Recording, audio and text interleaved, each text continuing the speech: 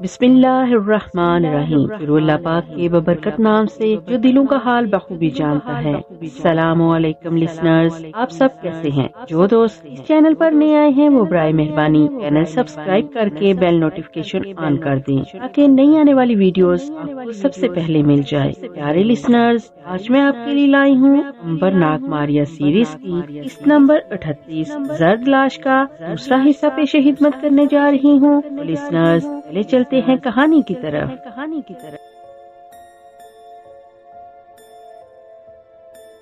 दूसरे डाकू ने कहा, भाई तुम हाँ क्यों दूसरे की मुसीबत में खुद को फंसा रहे हो? तुम्हें मालूम भी है कि ये औरत कौन है? भगवान कसम बड़ी मक्कार औरत है। तुम जैसे हजारों मर्दों को एक पल में उल्लू बनाकर रख दे। अंबर ने कहा, जो कुछ भी हो मैंने इसे बचाने का फैसला कर लिया है, इसलिए तुम्हारे लिए यही बेहतर है कि तुम यहाँ से 9-2-11 हो जाओ।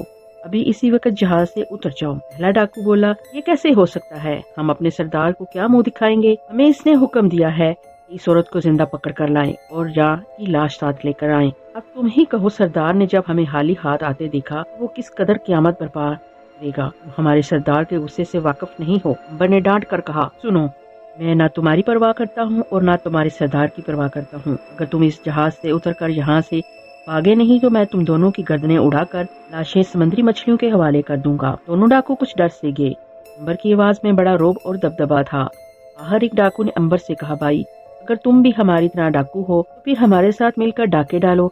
अगर कोई जासूस हो तो फिर तुम परे हटकर बैठ जाओ। बकवास बंद करो तुम दोनों। अंबर ने गुस्से में आकर कहा, मैं एक बात तुम दोनों को आखिरी बार और साफ साफ लफ्जों में बता देना चाहता हूँ कि अगर आज रात के बाद मैंने तुम दोनों को इस जहाज पर देखा तो परसों तुम इस दुनिया में नहीं रहोगे। तुम्हारी लाशें समंदर में पड़ी होंगी। ये कहकर अंबर वहाँ से उठकर अपनी कैबिन में आ गया। इसका ख्याल था कि सुनहरी औरत के इंतजार में होगी, लेकिन जब वो कैबिन में दाखिल हुआ तो वहाँ कोई भी नहीं था। कैबिन की एक एक चीज अपनी जगह से उल्टी हुई थी। ऐसे लगता था जैसे किसी ने पूरे कैबिन की तलाशी ली है। अंबर का माथा ठनका। वो तेजी से इस मर्तबान की तरफ लपका जिसके अंदर इसने शफियों की थैली छुपा कर रखी हुई थी। इसका दिल दक से रह गया। शफियों की थैली गायब थी।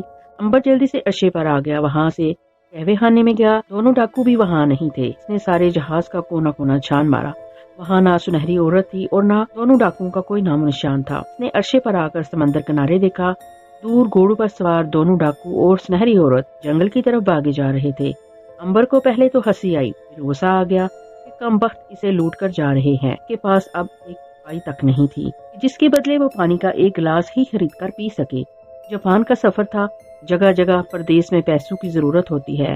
अंबर ने इसी वक्त इन दोनों से बदला लेने का फैसला कर लिया। अंबर ने इसी वक्त आंखें बंद करके सलाम्बो को आवाज दी और कहा, सलाम्बो, जंगल में एक औरत और 2 डाकू तुम्हारी दी हुई सोने की अशरफियां छीन कर भागे जा रहे हैं। इन अशरफियों के छीन जाने से मेरे पास कुछ बाकी नहीं बचा।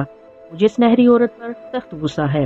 इसने मेरे एतमाद को ठेस पहुंचाई। फौरन इन्हें रास्ते में पकड़ो और डाकू को इसी जगह कत्ल करके नहरी औरत को मेरे पास ले आओ। सलाम्बो मुस्कुराई और गायब हो गई। नहरी बालों वाली औरत अपने दोनों डाकू साथियों के हमरा घोड़े पर सवार बड़े मजे से जंगल में से गुजर रही थी। वो बड़ी खुश थी। तीनों बड़े खुश थे कि उन्होंने एक सीधे साधे आदमियों को उल्लू बनाकर इससे सारी की सारी अशरफियां छीन ली। अशरफियों का थैला सुनहरी औरत ने अपने घोड़े पर रखा हुआ था। वो सबसे आगे आगे जा रही थी। ये औरत इस ग्रोह की सरदारनी थी।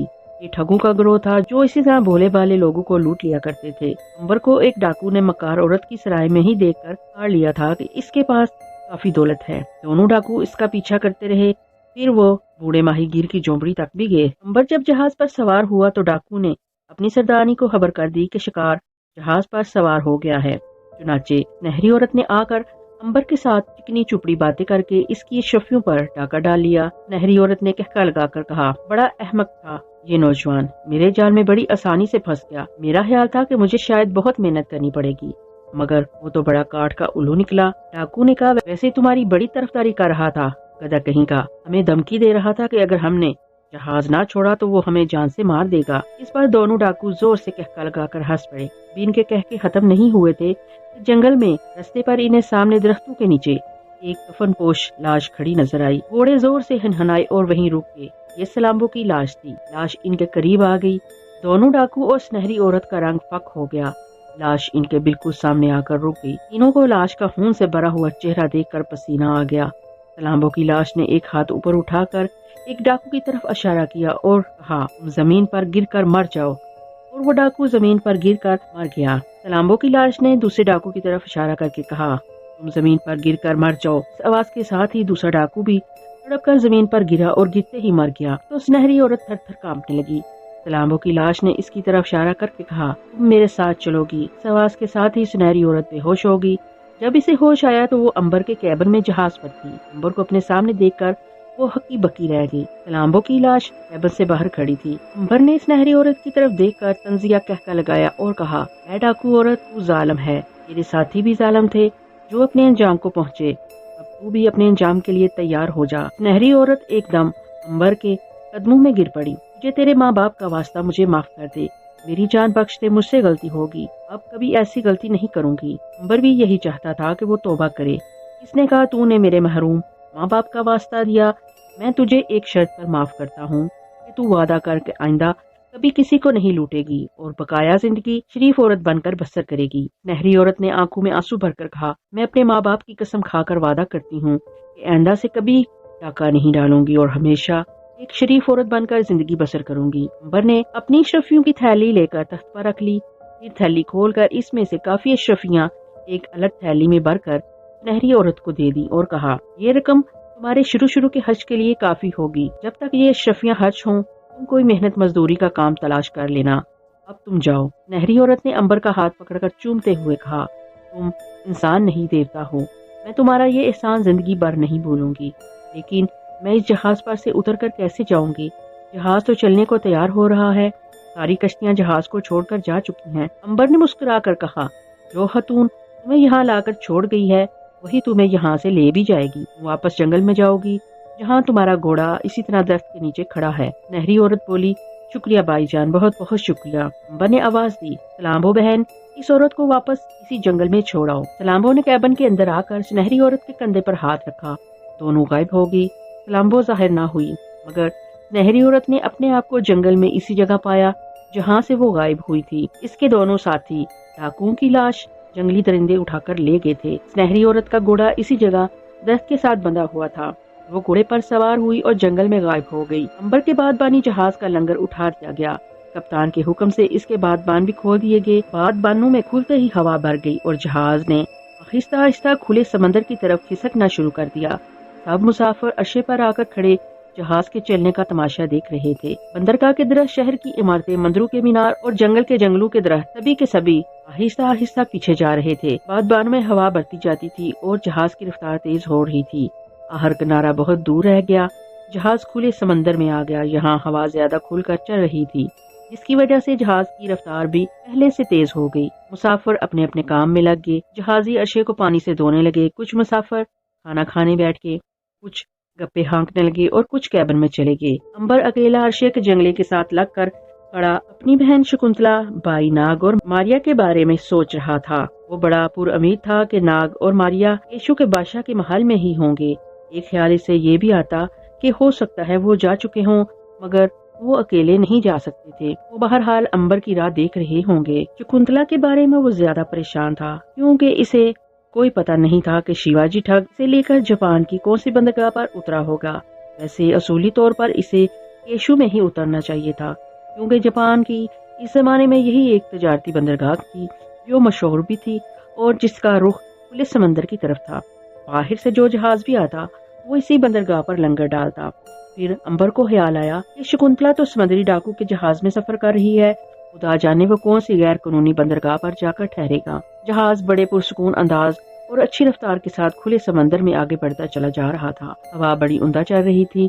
अर्शे पर खड़े खड़े अंबर थक गया। वो वापस मुड़ने ही वाला था कि इसे कैबिन के बाहर जहाज का कप्तान नजर आया। वो एक तजर्बाकार, उदेड़ उम्र का मजबूत आदमी था जो जमाने के बहुत से गर्म सर्द मौसम देख चुका था।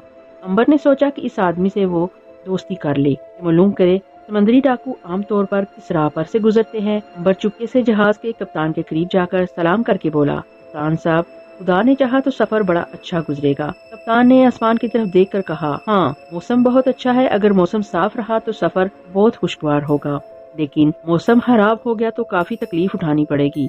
क्योंकि इन समंदरों में बड़ा खौफनाक तूफान आया करता है। अंबर ने पूछा, क्या तूफानों का मौसम यही है? मौसम ये नहीं है, मगर कभी कभी तूफान इस महीने में भी आ जाया करते हैं। बहरहाल अब तो चल ही पड़े हैं, जो होगा देखा जाएगा। कप्तान जहाज का रुख बदलने वाली चरखी घुमा रहा था। उसने सामने समंदर की लहरों की तरफ देखते हुए अंबर से पूछा, तुम कहाँ तक सफर करोगे? जनाब, मैं आपके साथ जापान तक जा रहा हूँ। बहुत खूब। क्या ये तुम्हारा पहला सफर है नौजवान? जी नहीं, मैं इससे पहले भी जापान का सफर कर चुका हूँ। मेरी एक बहन और भाई केशु में शाही मेहमान हैं। कप्तान ने मुस्कुराकर कहा, शाही मेहमान है? बहुत खूब, फिर तो तुम बड़े दरबारी आदमी हो। क्यों, मैं ठीक कह रहा हूँ ना? अंबर ने जवाब दिया, नहीं जनाब, मैं दरबारी आदमी नहीं हूँ। मैं और मेरा भाई जड़ी बूटियों से बीमारियों का इलाज करते हैं। मेरी एक दुआ से बादशाह के बच्चे को सेहत मिल गई थी, बस इसी वजह से मेरे भाई और बहन शाही महल में रहने लगे। फिर तुम वहाँ से हिंदुस्तान क्या लेने आए मियाँ? मैं जड़ी बूटियों की तलाश में आया था। हिंदुस्तान के जंगलात कीमती जड़ी बूटियों से भरे हुए हैं। अंबर कुछ देर तक कप्तान के साथ बातें करता रहा। इसकी बातें कप्तान को बड़ी दिलचस्प लगी। उसने अंबर से कहा, बरखुरदार, तुम मेरे कैबिन में आकर मेरे साथ कहवा पियोगे तो मुझे खुशी होगी। मेरे लिए ये इज्जत का बायस होगा। रात के खाने के बाद अंबर कप्तान के कैबिन में कहवा पीने आ गया। कप्तान ने मेज पर नक्शा फैला रखा था और उस पर झुका हुआ था, कुछ देख रहा था। अंबर ने सलाम किया और एक तरफ होकर बैठ गया। कप्तान ने सर उठाकर अंबर की तरफ देखा और फिर नौकर से कहा कि वो कहवा लाए। ओहो मियाँ, सफर कैसा गुजर रहा है? जहाज बड़ा है, जिसकी वजह से ज्यादा चक्कर नहीं खा रहा। वैसे भी समंदर पुरसुकून है। इधर उधर की बातों के बाद अंबर ने पूछा, जनाब, ये फरमाइए कि जापान के मुल्क को जाने के लिए यही एक समंदरी रास्ता है या कोई और दूसरा रास्ता भी है? कप्तान ने हंस कर कहा, मियाँ, समंदर में अगर थोड़े थोड़े फासले पर जहाज चलेंगे तो इसके बेशुमार रास्ते बन जाएंगे। तुम पूछना क्या चाहते हो? अंबर ने कहा, मैं ये पूछना चाहता हूँ कि हिंदुस्तान की बंदरगाह से जो जहाज चलते हैं, क्या वो सभी जापान की एक ही बंदरगाह पर जाकर रुकते हैं?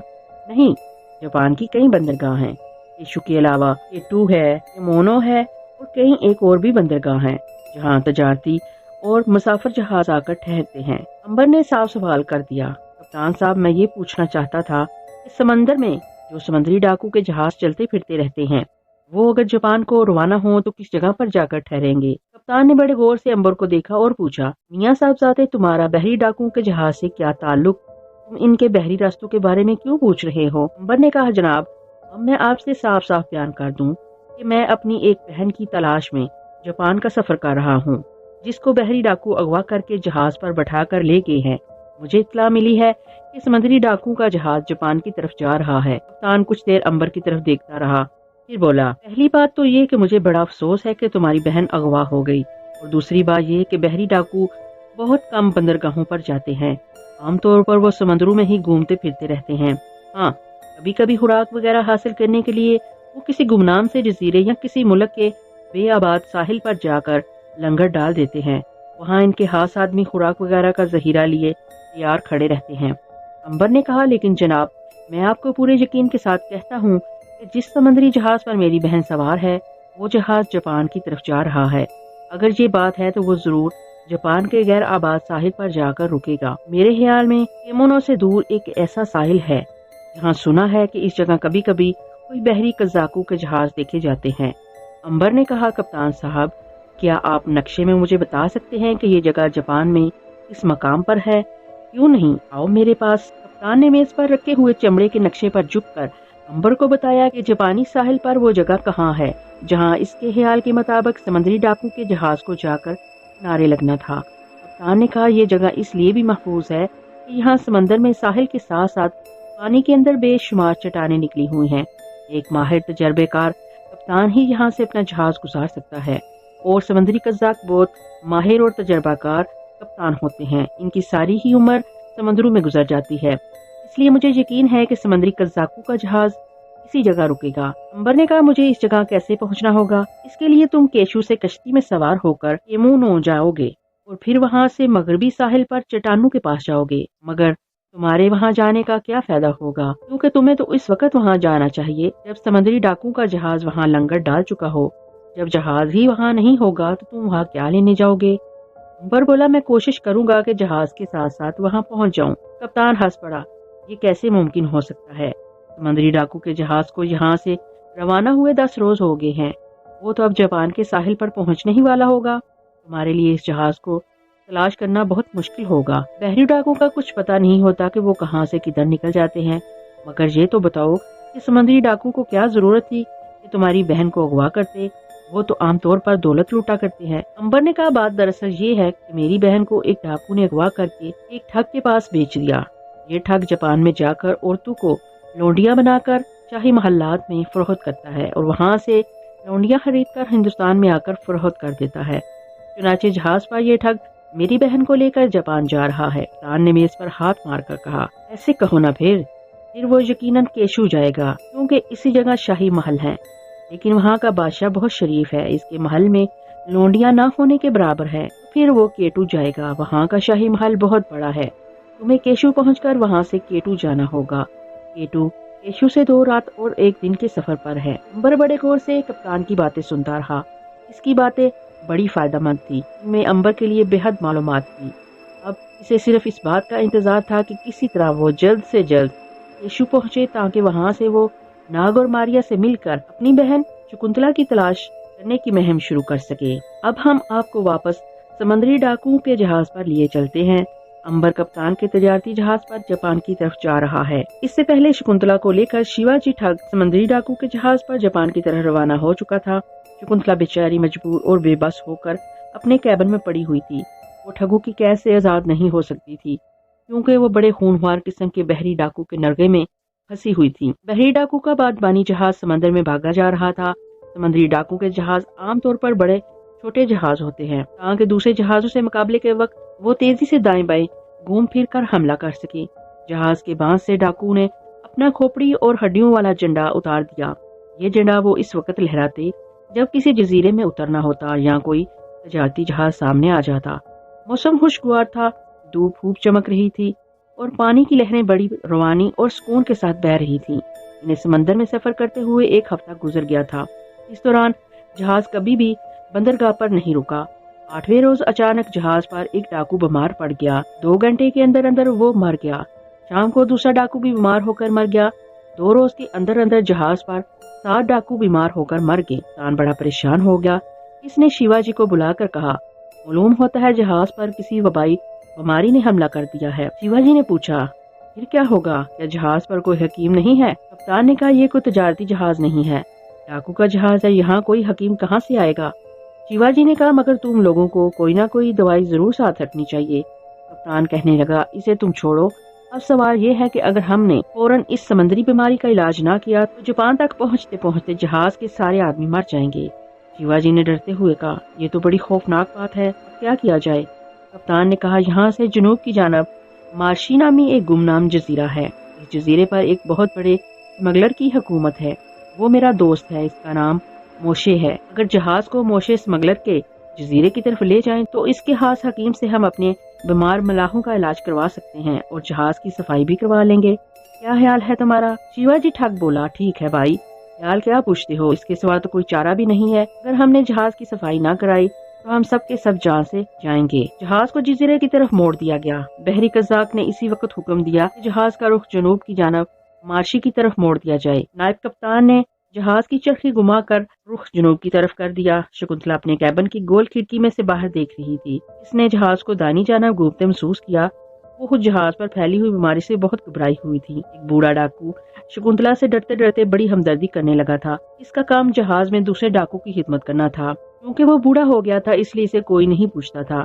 हर कोई इससे खिदमत कराता और इसे झिड़कता रहता। कप्तान ने इसकी ड्यूटी शकुंतला को दोनों वक्त खाना देने पर लगा रखी थी। दोपहर को वो खाना लेकर आया तो शकुंतला ने पूछा, बाबा ये जहाज का रुख क्यों बदल दिया गया? क्या हम वापस हिंदुस्तान जा रहे हैं? बूढ़े डाकू ने कहा, बेटी जहाज पर जो बीमारी फैल गई है इससे कप्तान और शिवाजी बहुत परेशान हो गए हैं। चुनाचे जहाज को एक करीबी जजीरे की तरफ ले जाया जा रहा है। वहाँ जहाज की सारी सफाई होगी, इसे धोया जाएगा, इसमें दवाई छिड़की जाएगी और बीमार मल्लाहों का इलाज करवाया जाएगा। शकुंतला ने पूछा, मगर बाबा क्या इस जजीरे पर कानूनी हुकूमत नहीं है? नहीं बेटी, जजीरे पर एक कातल और बदनाम स्मगलर मोशे की हुकूमत है। ये जजीरा स्मगलरों और बहरी डाकू की जन्नत है।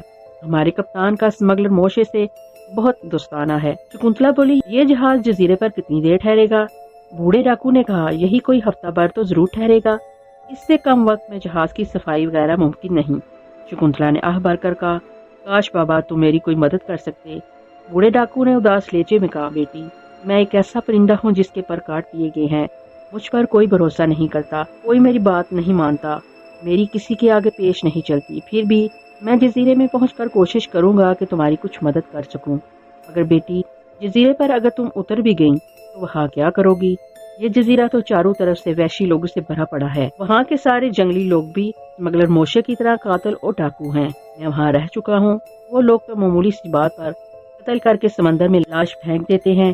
शकुंतला ने कहा, बाबा जजीरे पर जाने का सुनकर मेरे दिल में उम्मीद की एक नन्ही सी किरण जाग उठी है। मुझे यूं लगता है जैसे ये जजीरा मेरी मदद करेगा, वहाँ के लोग मेरी मदद करेंगे। बूढ़े ने कहा, मुझे बहुत कम उम्मीद नजर आती है। फर्ज कर लिया कि तुम जहाज पर से जजीरे पर भाग भी जाती हो तो कहाँ जाओगी? सारा जजीरा चारों तरफ से समंदर में गिरा हुआ है। वहाँ के वैशी लोग स्मगलर मोशे के वफादार हैं, इसके अपने आदमी हैं। तुम्हें कोई भी पनाह नहीं देगा, बल्कि तुम्हें पकड़कर खुद शिवाजी के हवाले कर देगा। शकुंतला ने कहा, बाबा जी मैं नाउम्मीद नहीं हूँ। जजीरे पर पहुंचकर देखा जाएगा। मेरी रिहाई की कोई न कोई सबील जरूर पैदा हो जाएगी। ये मेरा दिल कह रहा है। खुदा करे ऐसा हो सके। बहरी डाकू के जहाज का जजीरे की तरफ रुख मोड़े दूसरा दिन था। इस अरसे में 2 और मल्लाह मर गए थे।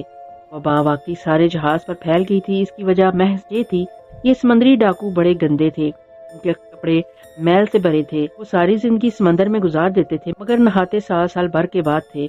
खुद कप्तान को नहाए हुए 6 महीने गुजर गए थे। दूसरे दिन दोपहर के वक्त दूर जजीरा दिखाई दिया।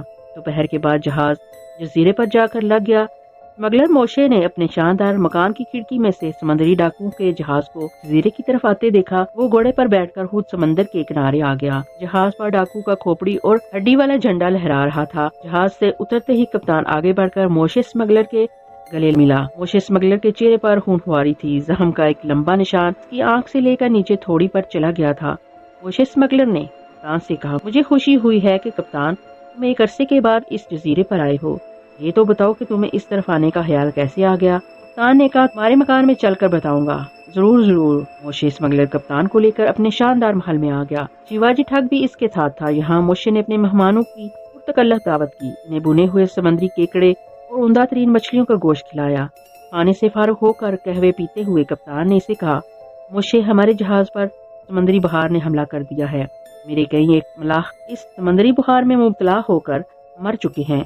मुझे मजबूरन इस जजीरे पर आना पड़ा। अब मैं चाहता हूँ कि तुम्हारा हकीम मेरे आदमियों का इलाज करे और यहाँ मेरे जहाज की अच्छी तरह सफाई भी हो जाए और इसमें जरासीम मारने वाली दवाइयों का छिड़काव भी हो जाए। मोशे ने मूछों पर हाथ फेरते हुए कहा, ये कौन सी बड़ी बात है, अभी हो जाता है। इसने फौरन अपने हकीम को हुक्म दिया कि जाकर जहाज पर बीमार मल्लाहों का इलाज करे और जहाज की सफाई का बंदोबस्त करे। शिवाजी ठग ने कप्तान से मशवरा किया कि शकुंतला को कहाँ ले जाकर रखा जाए। कप्तान ने कहा, मोशे के महल में एक तहखाना है, तुम इस तहखाने में शकुंतला को बंद कर सकते हो। इससे बेहतर जगह इस सारे जजीरे में और कहीं नहीं है। ठीक है, मैं आज ही शकुंतला को वहाँ ले जाता हूँ, लेकिन तहखाने से कहीं वो किसी और तरफ भाग तो नहीं जाएगी? कप्तान ने मुस्कुराकर कहा, क्या तुम पागल हो गए हो? तुमने मोशे स्मगलर के तहखाने को क्या समझ रखा है? वो तो एक किला है किला, और फिर वहाँ से भागकर ये औरत कहाँ जाएगी?